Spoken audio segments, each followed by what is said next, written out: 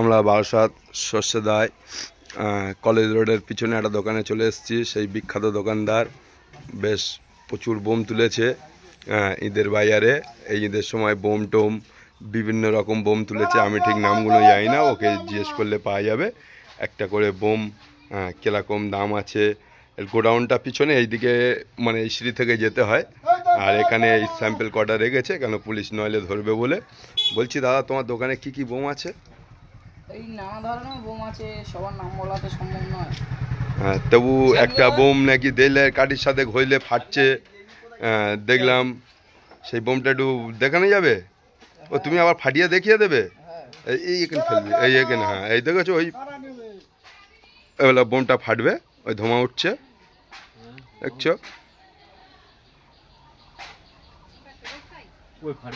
ওই দেখেছো, এটা ফাটলো। এই ছেলেটা, বুঝতে পারছো? তাহলে দেখে নাও, দোকানদারটা খুব ভালো দোকানদার আর বোমটা খুব ভালো। আচ্ছা।